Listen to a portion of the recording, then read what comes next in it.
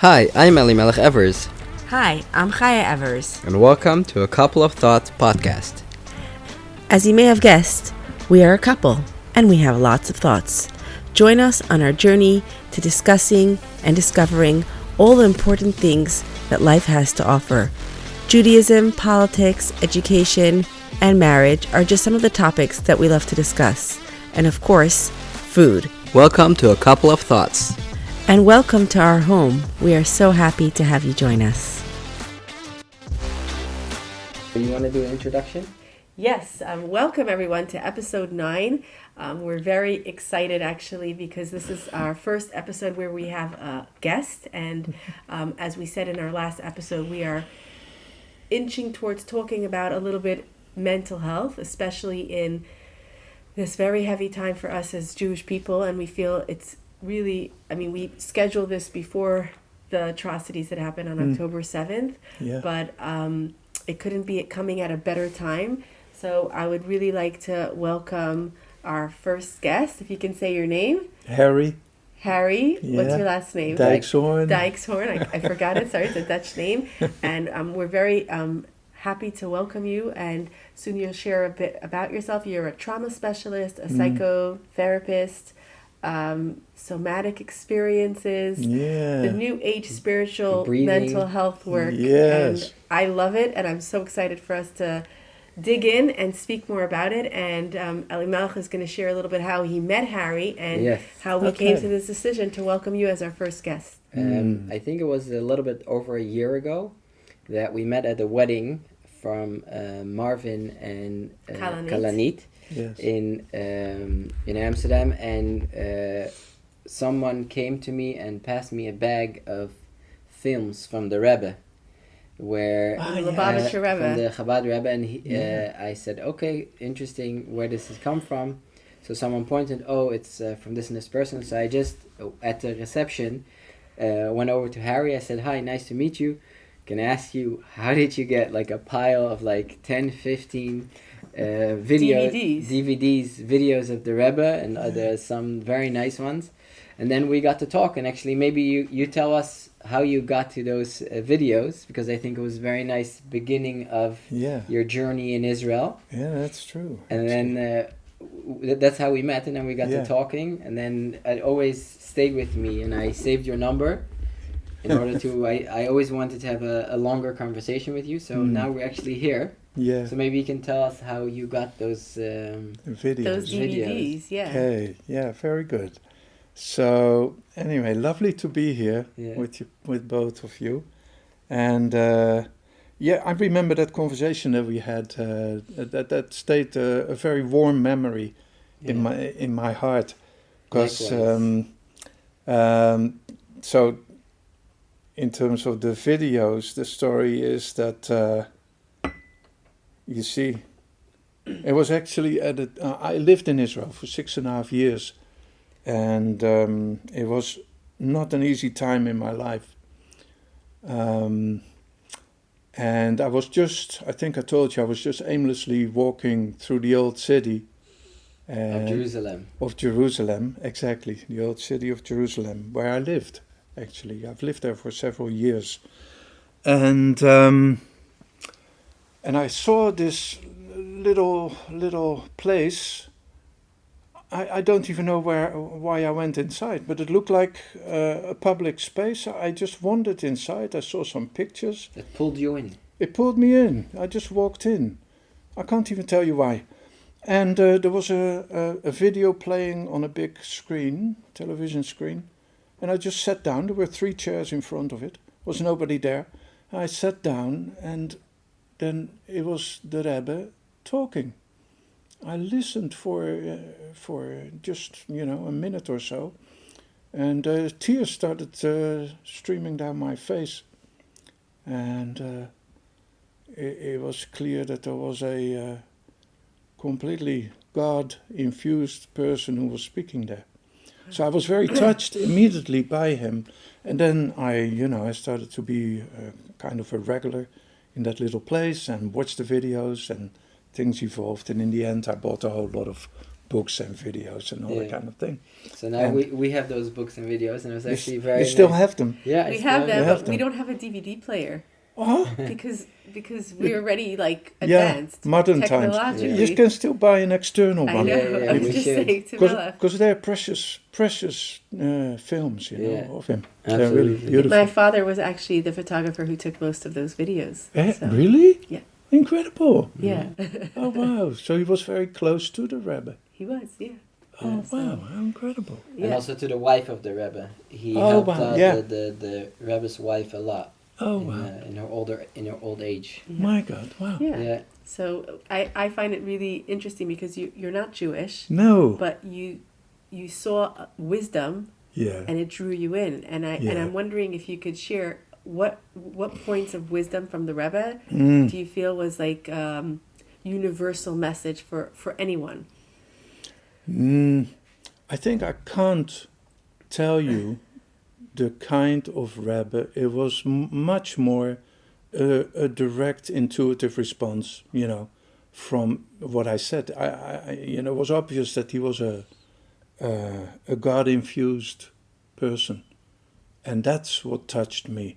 And then I heard him speak, and I can't even tell you probably one example, but I heard him speak with all these countless people, and say the most beautiful things, and just the incredible compassion of the man, and the wisdom, and the miracles that happened around him, and the whole thing. He's just exceptional, a totally exceptional human being, of course. Yeah, I think for me it touches me because I say, I grew up in New York. I grew up in the court of the Rebbe, and he passed when I was 7 or 8 years old. So I remember a lot.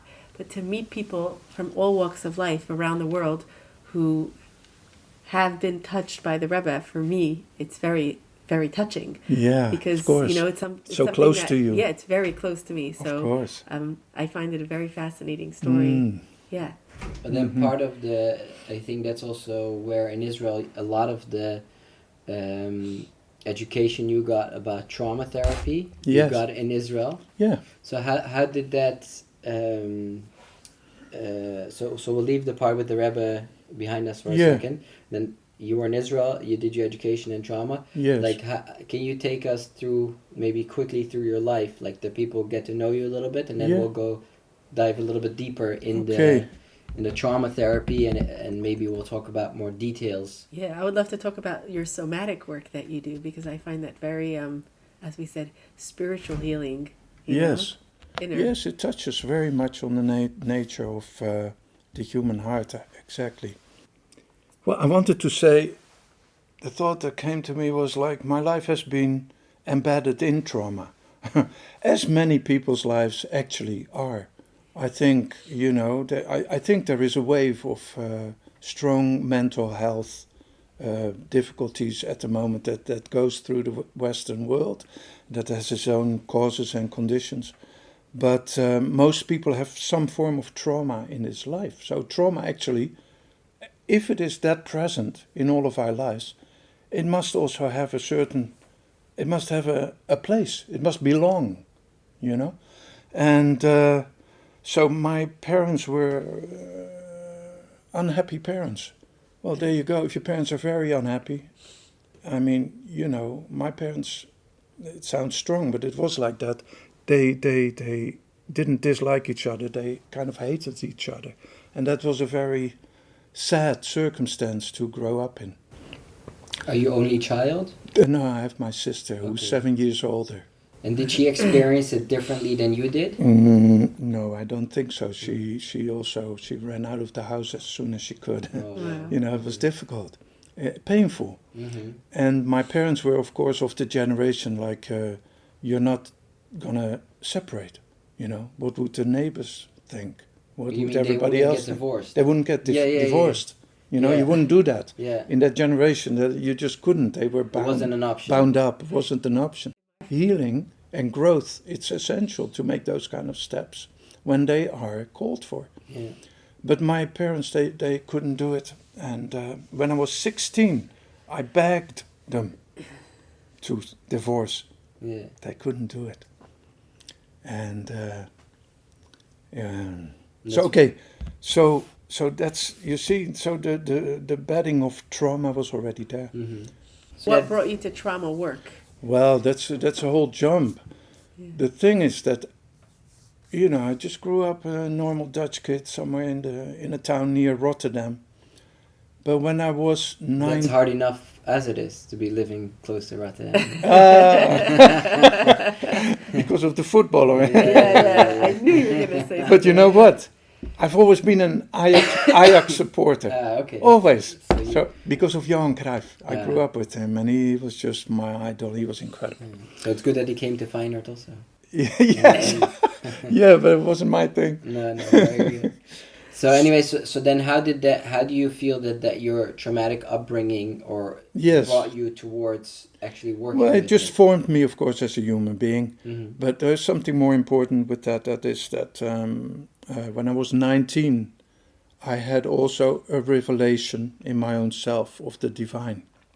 It came through a book of an Eastern tradition. Mm-hmm. My mother actually gave me that book. She said, I just read this. I think you might find it interesting. And I come from a non-religious family. I grew up totally without any concept of the church or God or anything. I think I was 10 years old when I asked my then brother-in-law, I said, I keep hearing this word God. What is that? Wow. I was 10 years old. Yeah. So for you guys, that must be very strange. But that's how I grew up. I understand because actually when you can hold on to higher power, that's why I was saying before we started that the idea of this new spiritual psychology almost is that the idea of letting go and holding on to something outside of yourself. So for me it's God, for someone else it's the God of their understanding. Yeah. But it brings so much comfort to someone when you can lay that burden onto a larger thing. And if you're it's the 10 same years like a old, parent being able to give a trauma or something that they're scared to their parents, like you as an adult to be able to give it to God and leave it up to God to say, hey, listen, I leave it up to you. It could be very calming. Yeah, faith absolutely. is a gift. I really look at faith as a gift. Of course, I think for a 10-year-old child who's afraid, they can. They absolutely need their parents to regulate their own anxieties. Yeah. That's what we need, and it's the same as you say for an adult with the divine or with God. Yeah. So you were 19 years old. You got this book from your mother, and that book somehow gave me suddenly revealed the truth of the divine in my own life. Mm-hmm. In my own self. So that was a very important moment in my life. And the beautiful thing was that it was my mother who gave me that entrance, that book. Mm-hmm. And I've always loved that very much. And then, instead of that light, let's say, that came into my life, that light that was truth, that was true, you see, to be enough and allow it to guide my life, I didn't have that kind of maturity.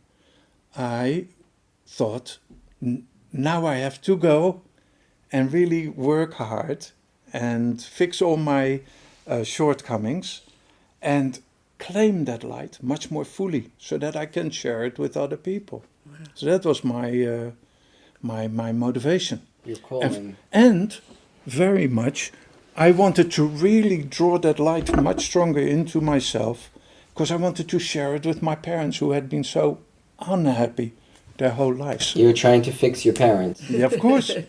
I wanted to make them happy. Very textbook. Well, textbook. Every child wants that, Yeah. And most parents are, to some degree, unhappy. So there you go. Every person. That's right. Yeah, we all have a dark side. Yeah, that's right. And we need it. And for our growth, But so I went to India and, I went on a whole journey, ended up in a hospital. I meditated for a couple of years in a, what did I say, ashram? Hospital? No, in a meditation monastery. Yeah. Okay. So, and, I did the whole Eastern thing. It was fantastic. It was, the time in the monastery was revelatory. And so, I went through life and had my experiences. Mm-hmm. And And after God, there's India, so much to tell. Yes, I know. I actually so think after India, you went to Israel? No, there's so I much in think you- between. And Andrew Cohen, my teacher, Andrew Cohen. Yes, so you I know, wondered if you yeah. could share a little bit about that, because I found it Okay. really fascinating that you were part of a cult, actually. Yes, totally. And totally under the influence of this Jewish cult leader. He's very famous. Anyone could Google him, Andrew Cohen. Yeah. And he had many followers. Yeah, he and had you many were one of followers. them. And Yeah, I if you was could share one about of that experience, but of getting ensnared in and how you break Yes. free. Yeah, well, the mechanism of that is almost always the same. And that is that I met him. I was still very unfulfilled. Yeah. And despite of everything that I'd experienced already and learned already, and actually a lot of wisdom, because I'd been involved in Tibetan Buddhism, there's a lot of wisdom there. I'd been involved in the Hindu religion, there's a lot of wisdom there. And and then I met this Andrew Cohen. He was kind of an eclectic man who drew from many of those traditions. So when I met him, what happened for me is that everything that I had touched, that light that I had touched, that depth that I've touched, that radiance of the depth of our being and of the divine that I had touched, came gloriously to life, immediately, naturally, now, effortlessly, as a presence in my own self. What was it about him that did that for you? No, that was the point. Happened naturally. Nothing did it. You see, it was just in the company, and we would just hang out, meditate, talk, do nothing. Was he very charismatic? Of course, he was charismatic. Yeah, of course. He was a cult leader. Well, not then. He was just a man who had gone through some powerful experiences in India, and and then he just started talking with the people that were with him. And I met him at that very early period. And you met him in New York or in India? in Amsterdam. Oh, in Amsterdam? Yeah, in Amsterdam. Wow. Okay. Because all my friends that I'd been meditating with in India, they started telling me about him. And I said, I have no interest, and da-da-da. Then he came to Amsterdam. They said, you must go see him. So I said, okay. Fine. And, fateful decision. So you followed him, like, I just taught my students about Abraham, how he was spreading That's the right. idea It's of God, that story. and people went with him That's because right. he made sense to them. That's exactly so, right. I mean, but it had to be coming from a source that wasn't pure, obviously. No, that's the point. It comes from a source that is pure. That's the draw, because our own longing is pure as well. So it comes from a source. There's a meeting with something that's pure. There's just surrounding that, coexisting with that, is a whole package, human package, that still hasn't seen the light of day. And that's where we touch on trauma. His trauma. It's still there. And it hasn't been placed in the light of the divine to have a good look at and work with it. He didn't do the work. But you see, the interesting thing is, the fascinating thing, and I struggled with this for years. How is this possible that something so true can turn out so ugly? Yeah. Because in the end, the unexamined shortcomings of his own personality started to outshine that the light purity. that was actually also there. It's like but that went in the course of time. It's like a diamond that's dug deep into earth, or like in filth. Like Can you say that again? Is still, there's a diamond that is covered in a lot of dirt. So the diamond is still there, but you only see the dirt at some point. Yes, because for some reason, the earth had fallen away to some good part of that diamond in the beginning. You saw a little bit of shine. The shine was there. There was something there. But yes, it's a good example. So I didn't read the story. What went wrong? Like what happened after you got close to him? And then you followed him to America? It is something that happens. Unless you don't want to talk about it. No. You can ask me anything, really. So this is what happens in religious movements, and even in religions it happens, that the pure impulse that was there at the outset becomes totally tarnished by the dogmas, by the people, by interests, by lesser impulses. Money. We say that a lot. And that you see that in most religions, isn't it? A lot of times the people that ruin the good stuff. Yeah, because ego and trauma, money, and often power. with the best of intentions, not always, Yeah. not always, Yeah. but often with the best of intentions, because those people can't see any deeper than where they are at. Yeah. You understand? So what happened? So you followed this Mr. Cohen? Yeah, And 14 years. 14 years? Yeah, all over the world. We went all over. We traveled, and yeah. You were his bodyguard. I was also his bodyguard. I was his close. I became his second. How you say his second hand. Second hand. So I spent a lot of time with His him. right hand. I know him very well. When did you start to realize this person is actually rotten, and not the good that he's Good question. exuding to the world? Okay, here comes my second trauma. By the way, is he still alive? Yeah, of course. Okay. Totally. Yeah. You can listen to this. Michael, listen. No, Wait, Michael or Andrew? Andrew. I was thinking Cohen. Michael Cohen is the lawyer of Donald Trump who went. Oh yes. No. Sorry, another Jew. Andrew Cohen. You see, because look, as I just said, Andrew, there's a gratitude to what he actually gave me. Is there too also? How you say? Praise to where praise is due, But at some point, and I won't go into the details of the whole story, at some point he separated me from my own wife. And that sounds very extreme, and it is very extreme, but in that circumstance he had a say over every aspect of our lives. And I loved my wife, so that was incredibly painful. And that was the beginning that I still couldn't doubt him, because he had been such a fantastic influence in my life, plus that what we were trying to do in the world, I also loved,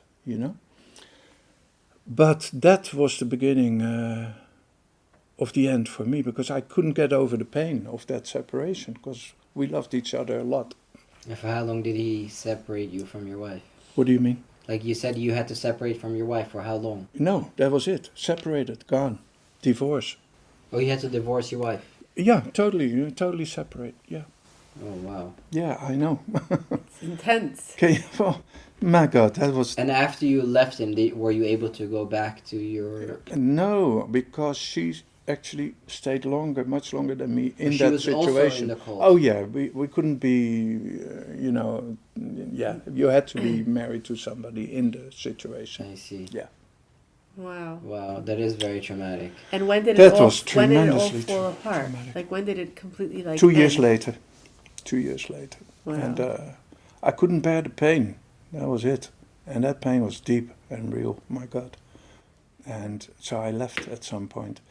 And in the meantime, there's a lot of conflict with him and all kinds of stuff. But he went to jail, no? No, he didn't. No, he never did. But he took money from a lot of people also. No. Yeah, well, people gave him money, so you can't go to jail for people giving you money. But just as a side note, do you feel that he should have been going to jail? You see, no. Jail, I don't know. But I wish he could really see the mistakes, let's call it that. You mistakes would that he made. Apologizes to you no, or that, to yeah, the situation? Apologize, he but more the that pain. he can, redeem himself. Because now you see the consequences for his own soul in terms of not coming to terms with the truth of the situation is also not desirable, okay? Mm-hmm.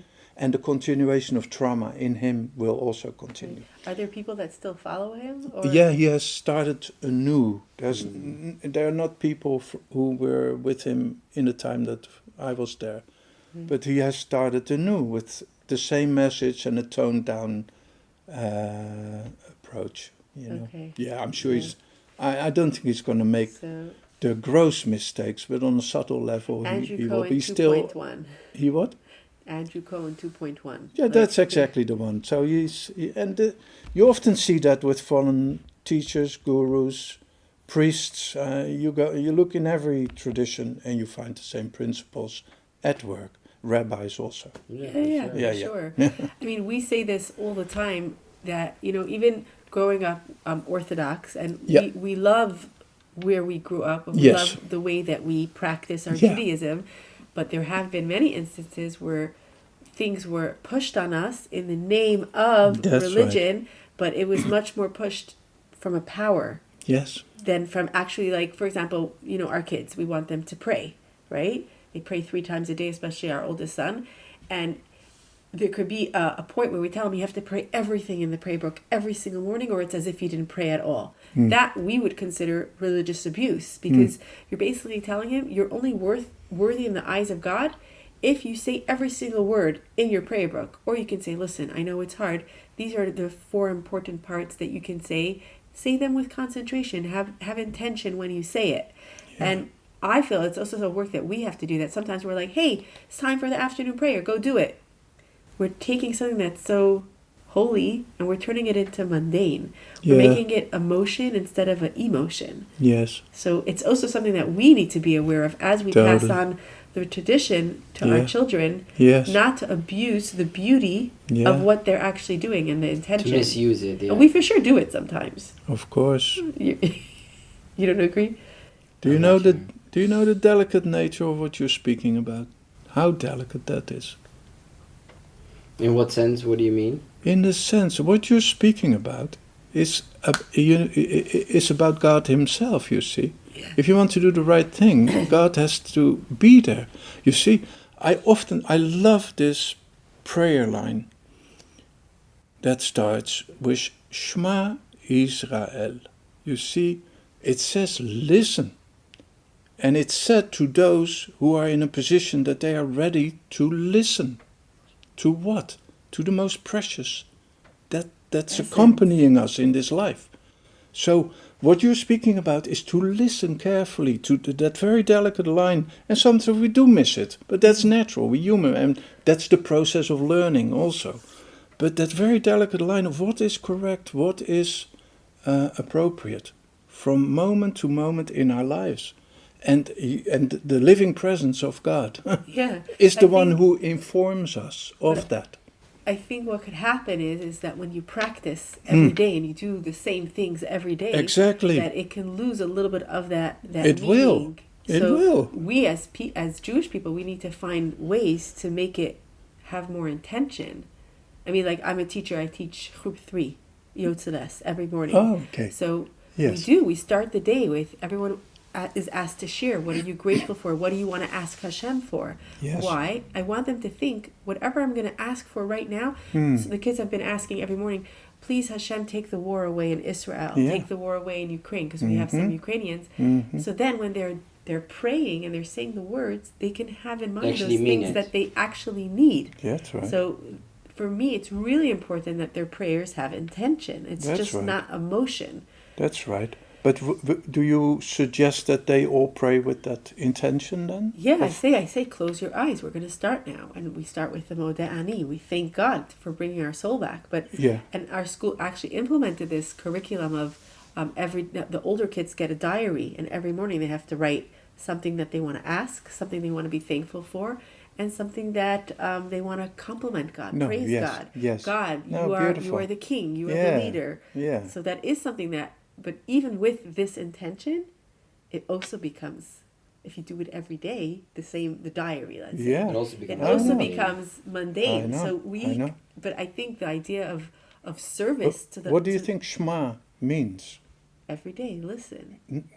Yes. Listen to the words, let it enter your heart. It's all about the heart and the mind. This is a delicate point. I hope I don't. If I overstep a line, you do. I'm sure you can say anything you want. Okay, all right. You see, the answer we get. This is so delicate. Just say it. I'm just trying to formulate my words. The answer we get, you see, sometimes may oppose some of the traditions that we are involved in. You understand? Could be. It could be. No, it's sometimes also, I'm not sure if this is what you mean. Sometimes it's good to go down a level in order to be able to go up a level. Yeah. Meaning to say that's also what you mean. It's like sometimes to pray less, but with more quality, than to just rattle off all the prayers without any quality. That's what you mean? Yes, something in that direction. There has to be some flexibility. Yeah, you need to go down to go up. It's a saying in Jewish wisdom. Yeah. It's just that, to me, I love those first two words, that we have to listen. And because to me, you see, life in itself is created by God. That's why it is sacred. So our relationship to life, and therefore our own responses from moment to moment in our life as to what is right and just and true and needed to, it's like a response that we're asked to contribute to life. That to me is where God and we ourselves, where we meet. There's a meeting point. And you need some flexibility in terms of being able to listen to that. Yeah. No? And also for every person it's different. For every person, of course. But what about maybe what you're trying to say is that when you say Shema, listen yes. to yourself. Listen to what listen to God. I know, but listen to what Hashem is saying to you, like in where you stand right now in your life. What do you need to do? Yeah, because that is what you are meant here to contribute to life. Right. That our is inner your voice life. is the voice of Hashem, because our inner voice could be also the voice of God, because we're made in His image, so His light is shining through us. I don't know. It's just a feeling, a thought that I have. But that's exactly what I'm trying to say. Yes. Yeah. Okay, so we all agree. all agree. So I'm not sure if we should go finish off the quote-unquote introduction. Yeah. But so basically you had traumatic things happen to you. Yeah. And did that push you towards saying, okay, I want to help others? No, not at all. That pushed me towards, I need help. Okay. I am messed up. I can hardly function anymore. I was so traumatized. I had such grief. I cried after that episode with Andrew Cohen. And I cried literally for years. Did you have physical effects? Like, did it attack your body? Oh yeah, I got some illnesses and I had to recover from that. Yeah. Exactly. It was difficult to recover because I was so full of difficult emotions. So if I understand correctly, you basically went on a trauma journey yourself. Yes. And with the experience that you got through your own process, with that you're helping others. But I rolled into it. The thing is, I went even into the training of becoming a trauma therapist, which was actually, it was a training for therapists. But, I was admitted as well, but I entered that for myself. Mm-hmm. That was it. And then towards the end of the training, you start practicing with people. And then that work went so well that I rolled into, there were just people who wanted to come to me and receive some help. And that's how I rolled into it. Yeah, I was actually, if I think back of the conversation we originally had, I think something that I right away felt when I talked to you is that, first of all, you're an amazing listener, which I think is essential when you're dealing with trauma, because mostly you're listening to the people, and very empathetic. Yeah. Compassionate person. And then with that together, I think that's already the you have a main good package. Ingredients. Which could also be why you were so sensitive enough to be able to start feeling what's truth, what's light, what's divine. Yeah. Because some people, even if you grow up in an agnostic home, you're desensitized. If you're more of a sensitive soul, then you're more in tune with the nature and with whatever's around you, and you're searching for it. So right. It's a gift also. Yeah. Well, it's just, you see, if you have lived deeply yourself, it's possible for, you can help other people. Yeah. Because, it's the good old saying of know yourself. You have to know yourself in order to be able to help others. But actually, it's interesting what you're saying about being very sensitive. I one time met a woman that she also is, she's not a trauma therapist, but she helps a lot of people more with homeopathics. Mm-hmm. And she says it's very hard for her to visit a hospital. Is because she feels the pain of all the people in the hospital. Yeah. Like when she sees somebody, in general, let's say I go to the hospital, I see a person, she goes, okay, whatever, move on. I'm going to visit so-and-so, so I'm going there, and obviously there I'm trying to be passionate. Yeah. Because every room that she passes, she feels, oh, there's a woman there, there's a child, there's a man. So it's hard for her. Yeah. Which is actually what we want to also ask with you, because you work so much with trauma. Yeah. And we're right now in a time, I said to Melech, the Jewish people, we are right now in a collective trauma. Of course. October 7th happened, and it was traumatic, and it was terrible. Yeah. And everyone, our friends, community members, everyone is reacting in a completely different way. Some people's reaction is, we need more safety, we need more security, and how could we have more people watching us the whole time to make sure that no one will hurt us? And another person's reaction is, I'm just going to leave it up to God and everything will be okay. And another person is like, okay, I'm going to be alert, but I'm also going to be trying to get my life back to normal. So everyone has a different way of reacting. And some people are filled with so much anxiety. Yes. They bring their kids to school and they bring them back and they don't want to let them alone. They don't want to let them bike anymore to school. Yeah. And for me, these past few weeks have been a journey to understand that no one is right and no one is wrong. That even if I am not afraid for my children to bike and someone else is, there's space to hold for their pain. Yeah. But I was wondering if you can touch on it a little bit and say, like, how we can help those people that are how could afraid. they help themselves? And how could we, what is the benefit of this trauma? And how could we manage? I think these are two separate questions. We had one question that you also touched upon it, and maybe we can go deeper into it. Maybe we should do that first, and then we'll get to the question how to help people that have, because it's not necessarily only trauma, but people are afraid, and trauma is, I think, is a little bit anxiety. Yeah, is a little bit of a bigger word. But to first take one step back, it's like trauma. Everything in our body and in the world has a reason why it exists. Yeah. Let's say you're afraid or pain, like you stick your hand in fire and it pains, like, oh, I need to take my hand out. Yeah. If you're afraid, that means fight or flight. Yeah. What is the function of trauma in our life? Is there such a thing? Do you feel what a good question? Oh, yes. You touched about it a little bit before, that trauma makes us a better person. Well, it forces us to work on ourselves. Well, trauma is so present in the world. There's, wherever we look on this beautiful planet Earth, there people go through the whole gamut of human experience, and much of it is suffering. And I personally think, and that's not to glorify suffering at all, but that it seems a fair amount of suffering is needed for us to truly learn, or to have even to be in a position to truly grow and learn.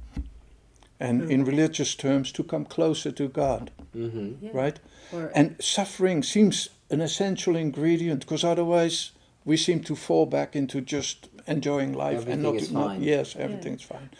So, first of all, you said trauma makes us a better person, but again, the prerequisite is that you have a person who has an internal disposition that they want to learn. Right. You see, because otherwise otherwise they're open for it. That they're open for that, because otherwise a person is just going to be busy with trying to feel better, get over some of the traumatic experience, and carry on with their lives. Which is actually funny, because I remember hearing from I read a book about how to deal with difficult people, and one of the things, it's written by a psychotherapist, and he wrote the hardest people to help them with their traumas is people that are narcissistic. Forget it. Yeah, because when they come in, they're like, oh yeah, I know somebody that has those problems. And they're like, I don't know, I've just been speaking to you for 5 minutes, and I think if you look in the mirror, you would find this. But those people are very often so traumatic, they're traumatized. They can't go there. They can't go there, and it's like a very thick shield protecting themselves for not being able to grow. Yes. Because once they open up this box of Pandora, that's right. It's all over the place. So what you just said describes Andrew Cohen. He can't go there, you see, because it's too difficult. Yeah, I feel like... And he's not alone. Yeah. There's so many. And so, the disposition needs to be there. The willingness to have the vulnerability to really look at oneself. It obviously has to be there. What you said about the people who are afraid here, and maybe are afraid for their children and all of that, which is understandable also. But how can you help them? You said, and I don't know if I need to help them, but because we're having this podcast, like, what could they do to bring themselves closer to themselves? Yeah, but what could they do? You can say many things, but they need to be in a disposition that they actually want. They first need to get to step one is that they need to understand: do they want to stay afraid, Or do they want to move away from being afraid? And once you say, yes, I understand I'm afraid, I don't want that anymore because I see that's not a benefit to my children and my surrounding. How do I get there? And that's where, quote unquote, you come in. Yeah, or you, both of you. Where you can give them tools yes. to get closer to themselves, or exactly. closer to God, or closer to the situation where they don't need to be afraid anymore. Mm-hmm. But the thing is, with this fear, it didn't start today. No. It's something that has already been there for since any person who's afraid. Since Adam and Eve. Yeah, exactly. But I'm saying is, it's generational. So to be able to stop and say, okay, I don't want to feel this way anymore. What can I do? It's the idea of coming home to yourself. Yeah. Of this, in Hebrew, actually, it's funny because in all the, as we spoke about before, the new spiritual psychology, a lot of it is talking about coming to wholeness, to be a whole person, meaning in every part of your facets that you're whole. And I was reading a Jewish book that recently came out by Rabbi Shimon Russell, and he said in the beginning of his book the same thing, but in Hebrew he said we're all looking to come to shleimut, shalem, to be complete, to be whole. And it was so beautiful to see that this is the same. His book is more coming from a Torah values base, but it's the same thing. Our mission in this world is to really make this place a dwelling place for God. Mm-hmm. And we do that with becoming home to ourselves and making this world complete. Yeah. How do we make this world complete? Mm. So basically, if you understand correctly, is number one is you need to be open to want to change. Once you open that door to let the change in, then you need to see what is it that is bothering you, and then to see whether that means you need to become closer to God, or that means that you need to be closer to your children, or a better husband, or better wife, whatever it is, in order to become a better person. But you said something that we had, that's a question that actually came in because we asked people, our listeners, to send in questions. And one of the questions I wanted to ask, and it's a continuation of what we were just talking about before. She says it's generational. Yes. I am not convinced there is such a thing as generational trauma.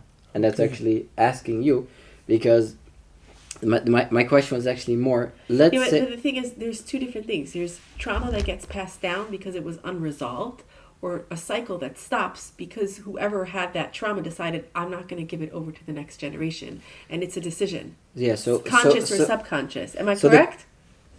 Yes. There's a lot of subtlety involved in what you're saying, but fundamentally, yes, it can stop.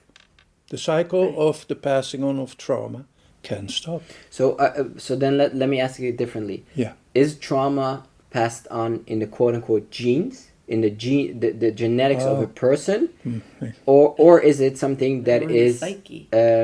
Or the psyche, whatever you want to call it, Yeah. automatically? Yeah. Let's say you With would take birth. this child with birth, and you would take this child, God forbid, out of this family, you would move him to China, and you would have him there, and he would have a certain amount of trauma. Yes. Or do you say no? It's because he's brought up by two parents, nurture or nature, kind of say. Is it both? Both. Yeah. So you're saying that it's possible that a person brings automatically in. Yes. Yeah. Okay, well, it's obvious. Even being separated from your parents and raised in another land, that It's first separation is a trauma. Yeah, but that was just an example to see. I know, but I'm saying it's so it's hard to measure that way. It's very hard. So if you're saying that it's able to be passed on even without necessarily being the nurture after of being brought up by a traumatized person, then I wanted to know if that's the case, nurture afterwards will feed into that trauma. And what I mean to say with that, and I think you touched upon also when you spoke about your own parents, is that I see here in the community different families and like hoe zeg je stamboom? Like family generation. Generational, like a whole family with a certain trauma. And then when you go back, and I as an outsider look at it, and I see, okay, one second, I see a grandparent who was very adamant about speaking about the war and explaining how Hitler and we beat Hitler because we are a bigger family now, and every birth that happens is we beat Hitler, and also saying that and being very talkative about the war. Yeah. Versus, let's say, then I can talk about my own family, where my both set of grandparents, one side was hidden in the war, another set of grandparents were in the camps. But once the war was finished, they didn't talk about it. Yeah. And even recently, we asked our one of my grandparents, questions about how it was in the war. It was just like very simple: yes, no, yes, no, no, yes, they yes. Can't. They can't, or they don't want to, whatever Yeah. it is. But then when you look at the third generation, which I am, and then obviously my children, the fourth generation, is that I personally, and maybe I have traumas, but I don't feel traumatized by the war. I feel that it's very bad, and I don't like reading about it. Yeah, of course. But I don't feel that I carry that trauma with me every day. But I feel by their grandparents always spoke about it, and they are still, the third generation is still somewhat traumatized by the Holocaust, whereas I didn't.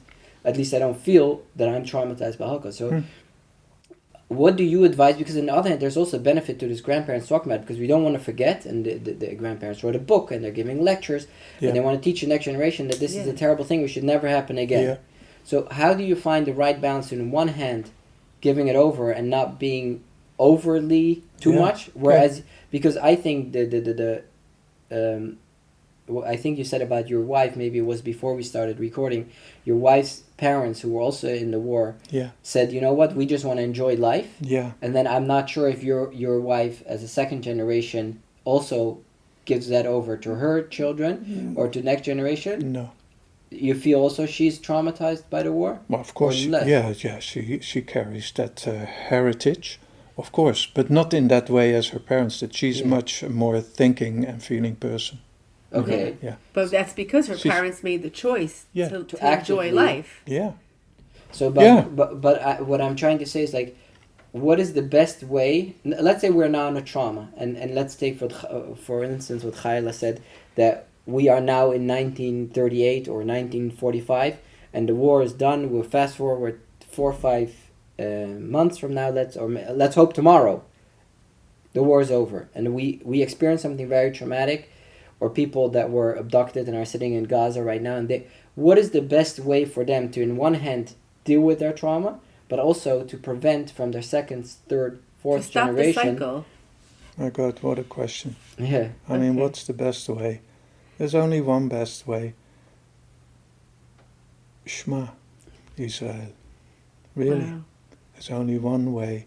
We have to have that need. They need to speak about the war. You can speak about that even without necessarily passing on a traumatized essence. Mm-hmm. Theoretically, that's possible. Yeah. But to accomplish that in yourself depends on so many factors in terms of who they are as a person and what their capacities are in that direction, right? I think the answer lies in your question. How can you indicate the best way? It depends on so many factors. Do you understand? Yeah. But first of all, it is we have to have that willingness to look at that wholeness of life that you speak about, where everything that constitutes life has its proper place. So then, you see, even the fear that you spoke about. Sorry. Yeah, no, go ahead. Fear that you spoke about before has its place. Yeah. You know, fear is function. We are afraid. It has, of course. So.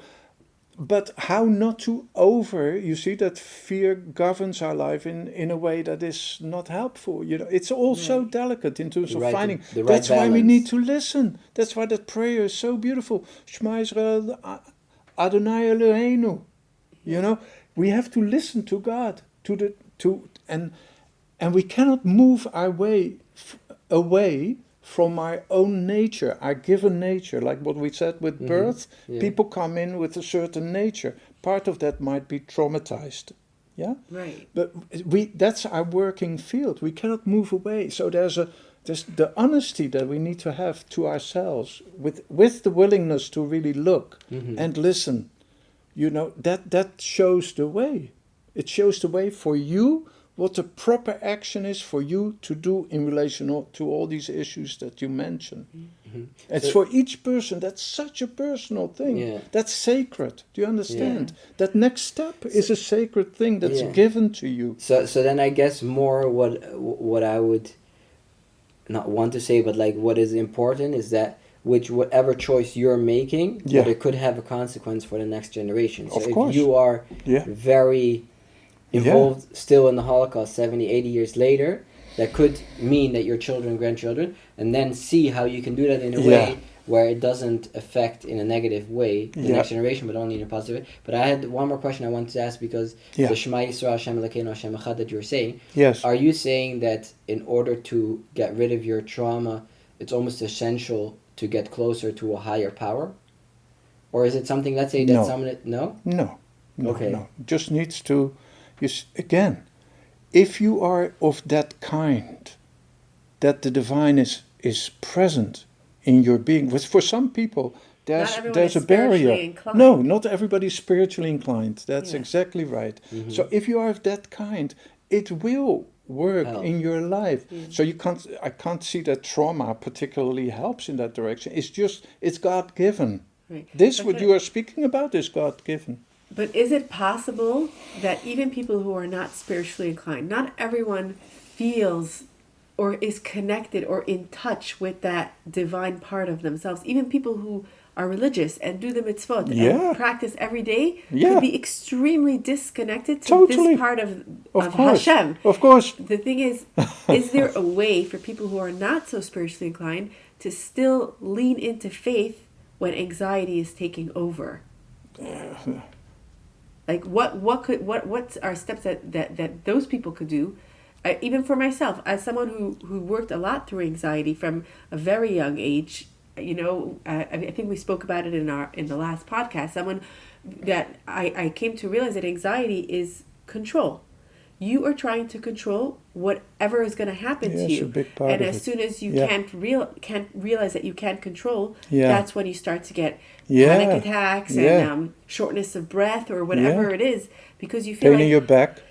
Pain in your back, exactly. I can't control if Hamas is going to come and kill me, and if I can't control it, so either I can take very extreme measures to protect myself, or I can be very angry and afraid and all the emotions. So what are tools or therapeutic models that people could start to search for and to say, you know what, maybe I need to meditate, maybe I need to look into breathing more, or what are things that you could advise that people who are really going through angst and have never been in touch with this part of themselves, and never ever stop to think like, am I hurting myself or the people around me or my family? What are things that those people can do? And I want to listen to. I want to know what like are an things exercise or models that we can start to look and give a direction. What could we do to start coming to Shema Yisrael, start coming to wholesomeness, to myself? Yeah. The first thing you need, and without this you're not going to get one step further in what you're asking about, is honesty. You need to be profoundly honest, completely honest with who and what your experience really is, who you are and what your experience really is. It's the foundation stone. You need to have complete honesty in terms of what your experience truly is. And then you have to listen. You see, you have to listen, because you see, rather than a practical exercise, you see, I see that the divine is omnipresent. The divine is everywhere. It's not, it's not the little corner there where the divine is not. Yeah. You understand? So there's something about nature and about what is natural to you, that some people are of that kind that you become sensitive to that because you want to. Your question comes from, I want to be able to not be so governed by anxiety or whatever it might be. But you have to want. If that's not there, okay. So there are hundreds of methods. There's nowadays, look in the spiritual magazines. There's hundreds and hundreds of models, of options. So it's in you don't need to hear that from me. There's hundreds of different things. If you're drawn to something, you hear of something, or you look and and there's an inner response. That's the listening too. And there you go, because you want to work on these issues. Find the right channel for you. Like not every. That's right. It's natural. Interesting because the chiropractor that I worked with last year, I told her all the things that I was doing to try to overcome my pain, and the thing she said is she wrote me a letter, an email, and she said, "You need to find Chaya's recipe." And every person has a different recipe. And then she wrote me a recipe of what I need to do when my back goes out physically, and then do your other stuff.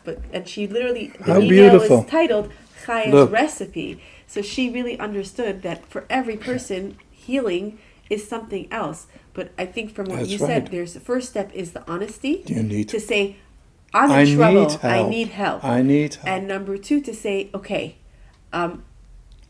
so what now? Listen. So listen. There's all these models out there. There's so much. The world of mental health is exploding now. There's so many people who are out there to help. So what works for me? Am I drawn to meditation? Am I drawn to mindful practices? Am I drawn to psychotherapy? So I think that's really. But that is the basis of it. Shema Yisrael. Listen to the voice that's telling you what are you being drawn to. You have to be true.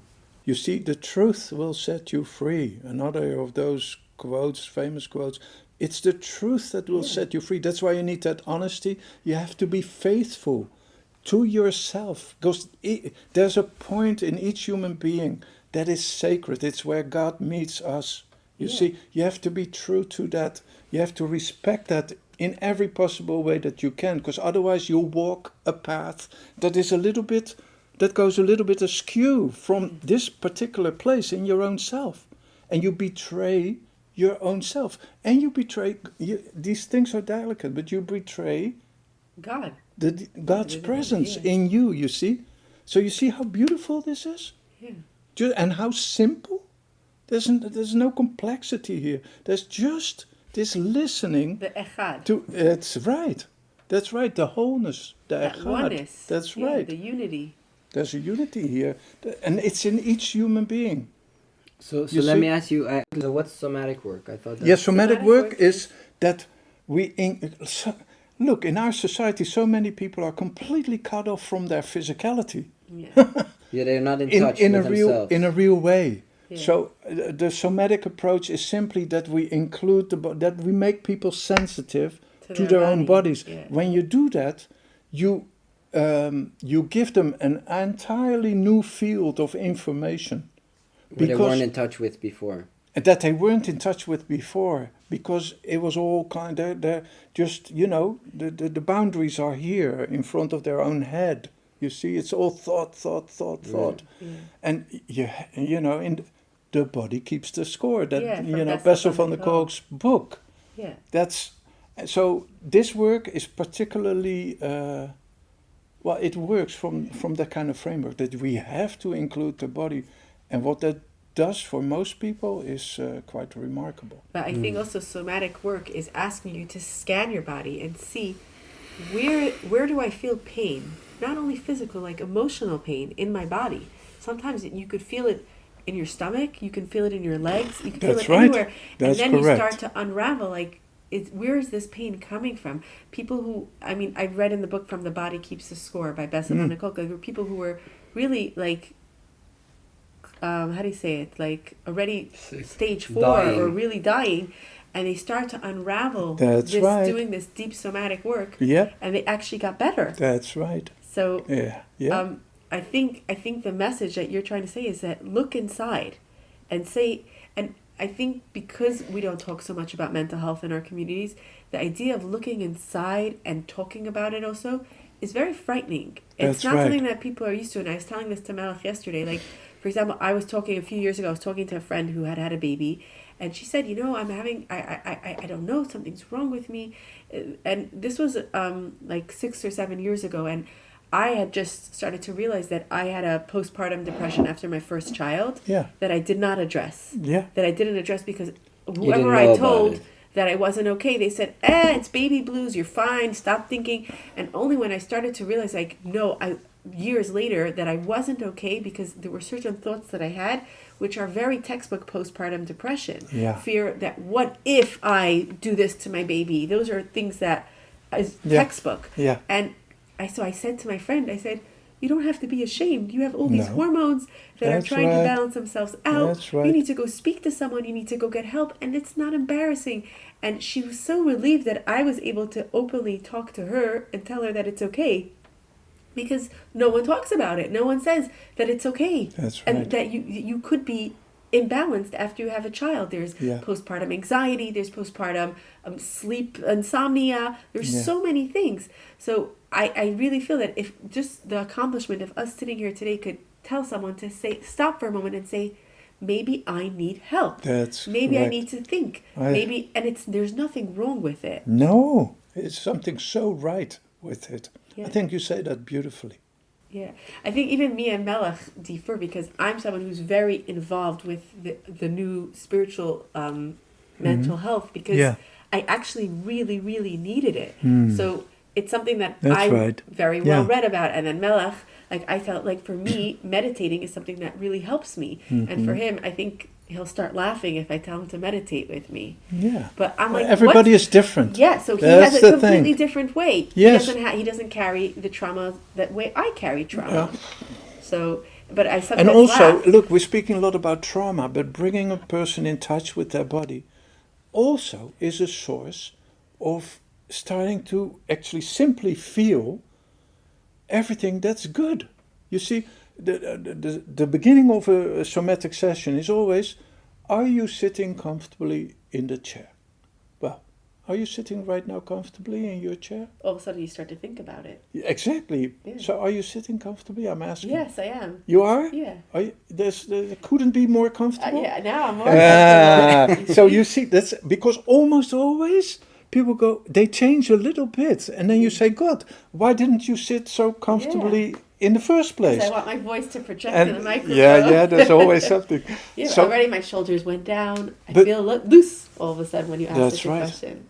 But what I wanted to say in terms of discovering what is comfortable in our bodies is a direct entrance towards discovering the divine in yourself, you see? Because the divine has a reverberation in our bodies. The presence basically of saying the you don't divine. need to be traumatized in order to go close to yourself. No. In order to see how you can sit better or feel better in your own skin. You don't need to be traumatized for anything. I pray that people are not traumatized. But once people are traumatized, there is a way out, obviously, and there's a benefit to it in order to, because you're forced to look for help. Whereas when you are in a normal situation, in a day-to-day life, you're like, yeah, okay, whatever, you know what I'm saying? I bump my toe and we move on. But that's true. But when you're in a normal situation and you have a longing to be close to God, then that listening, that fine attunement in terms of what your real place in life is and what your contribution in life truly is, that is truly yours, not told by your parents, not told by anybody else, it's truly yours, you know? But that's with religion too, like the same way as your body and the way you eat and the way you are your mental state is something that you need to search for yourself and find the best recipe for yourself. That's with religion too. Like you need to find what in religion is good for you, is your journey, and makes your best way. Everybody has their own commandment that feels comfortable with them, and some is a little bit more difficult for them. Yeah. And then with that, you find your own recipe in Judaism or whichever religion it is. I would think so, yeah. Yeah, but I mean, we always used to say this. I said, there is a certain point in your life as growing up Orthodox where I felt for myself that I consciously had to make a choice of what do I want this life for myself. Of course. And I don't know if everybody does. Some people, they just go through life. Yeah, they just flow. And then maybe when they're 50, all of a sudden they have a midlife crisis about it. Yeah. Maybe I will also. But I do remember consciously saying, like, no, I like to keep the Torah. Exactly. I like a Jewish lifestyle. Exactly. It brings meaning to my life. Of course. I do like but it. with all that, there are certain things that you're more connected to, and more and some things you're like, you know what, I'm not up to there yet, and maybe in the future I will be. But there are certain foundational things that for me it's not even, it's a no-go. It's not a deal. It's a deal breaker. I mean, it's like I keep Shabbat, I keep kashrut. There's certain things that even if it's not always convenient for me, but that could also be in different levels. Like, what is kashrut for you means kosher, or means for somebody else like, oh, I'm not so sure about that. Do you understand? That's true. So everybody with their own level feels, okay, this is for me a cutoff point. We don't pass that, which is very good. But also in your health, you need to do that. Say, hey, listen, I'm willing to exercise twice a week. Or some people are like, nah, I'm not interested into exercising, but it's very important to do it. So then you do it. Are there any more questions that we... Can I just say, Sure. because I like what you say, that inner introspection and that honesty that you express in terms of even... Look, for many people it's very challenging to ask those kind of questions. You said you came to a point where I really had to decide. That's a very vulnerable thing to do for a human being, to question what's already in place, and what the truth, because that's what I felt when you were speaking. It was really true for you. For me, yeah, for sure. There's something so wonderful about living a life that is truly true to you, because it brings so much. It brings peace of mind and joy. It brings joy. It brings an ease of being. With that, it brings health also, because it's a healthy place, and all of those kind of things. So anyway, I just wanted to commend you on what you were saying. Thank you. That kind of honesty. Thank you. It's been a long journey, but of course. I'm curious to see what's up ahead. I think also the ability for us to stay curious about what life has in store for us. Yeah. Because it could get better and it could get challenging, but we're here to grow and to make it like a wholeness in the world. So two things I want to. Is there any more questions on our list? No, but I do want to thank you for like kind of like wrapping this up in such a beautiful, complete idea, because it was so simple what you said. Because you cannot fix all the world's problems in one podcast, but what we could do is we could say, hey, everyone who's listening, including myself, including you, stop, be honest with yourself, listen, stay close and to yourself. Where can I get the help I need? Be open. For whatever. Be open to look inner, because that's really, I mean, what. So I want to actually, before we close off, I actually want to ask you, Harry, is there anything that you specifically, maybe about the situation in Israel, how people can deal with it, or is there anything that you want to bring to the table, like, we didn't discuss it yet, besides the fact that I think we should do this again, because, so much to say. I think we're already up to an hour and 50. Really? Okay. And time flies by when you're having fun, so we should for sure do this again. But is there any topic that you feel like we didn't touch upon yet, and that you really feel like you wanted to share that with the listeners? No, because I came here actually quite open-minded. The one thing I had in mind, which you have certainly noticed, was Shema, Israel. Yeah. I wish I could say something. My prayers are with everyone in Israel and in Palestine. I just pray that this conflict finds a peaceful solution soon, today. Yeah. I wish I could say something, but I feel inadequate to come up with any words, because I feel my words fail. And I also think for this situation we need the brightest minds. We need some Gandhis or exceptional people, or Moses should come back, or some exceptional people. And but I pray for Israel. The peace in that whole region. Peace in the Middle East. Yeah, and actually I was telling Melech last week that we are followers of the teachings of the Rebbe. Right? Yes. And it does fill our life with a lot of meaning and wisdom. Of course. But we're not one of like the real, fiery ones. We just, we let it infuse our life. Yeah. And I said, all of a sudden in the past few weeks, I felt myself very strongly leaning onto words of the Rebbe Well, of and course. what he used to say. You need him more than ever now. Exactly, and it does give me strength, and it Absolutely. does give me comfort. But I think also this idea that we spoke about, I think in the beginning, did we speak about holding on, that faith is a gift? Absolutely. And I think everyone could maybe tap into that. Like maybe you could end off with saying like, what you, from your experiences, what can faith do for people? How does it benefit? What is the benefit of faith? You see, a situation like this that is so full of complexity, and that is just a crisis of enormous proportions. To have the response to it is it's very easy to fall into helplessness, or a hopelessness, a sense of what can we possibly do, with a situation like this. And in terms of the Jewish history, you have then, oh my God, again, or all these, really difficult human emotions come to play, and there's something about you. I feel this very strongly in both of you. Is about, you see, an affirmation of the fundamental, that life in itself is fundamentally self-affirming. Do you understand what I mean? Life in itself is self-affirming. Yeah. And we can contribute little acts of our own knowing. And the divinity is completely included in what I'm saying. God is completely included. We can have little acts, small acts of contribution of something that is life-affirming in this dreadful situation. And you see, because what we, great big actions of a solution are to me unimaginable. It is more that we can that in our small actions we can live a prayer.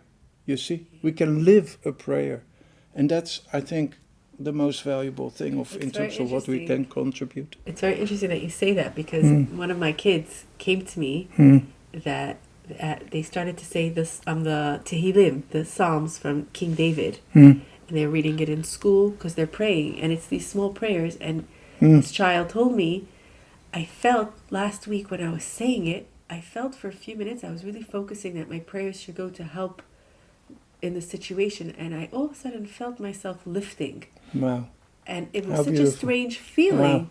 So I said, no, you were engulfed and engaged in the intention that you're praying for something, and your body felt that spiritual connection to what you were doing. And I think, and this child was also expressing to me that they had read a newspaper, and they read things that we didn't talk about at home, of the real traumatic things that happened, and they were really shooken up about it, which really scared them. And they said, did this really happen, Mom? Yeah. Why do they hate us so much? And there were tears, real painful, bitter tears, when all of a sudden I realized that this child has read something so dreadful, and what did they do? They turned to deep, meaningful incredible Psalms that it actually elevated them, that they can feel a connection with the divine. Yeah. So I think it's exactly what you're saying. Wow. Right now, we're not politicians. We're not big people. No. We have to do the small acts. That's right. And that's also, maybe we can finish up with that, what the Rebbe said, that a small candle in a dark room will light up the whole room. How beautiful. Yeah. My and God. That's like small light. That's right. Can push away a lot of darkness. Wow, beautiful. Anyways, thank you, Harry, for coming all the way to Amsterdam. You're welcome. Thank you we both. For sure we'll do this again. Thank you both very much. Thank you so much for joining our podcast today. We hope you enjoyed our couple of thoughts, and join us again for our next episode. If you have any comments or questions about anything that we discussed today, you are welcome to email us at acoupleofthoughts2008@gmail.com. And we wrote 2008 because that's the year that we got married. So anyways, yes, join us again, and peace out.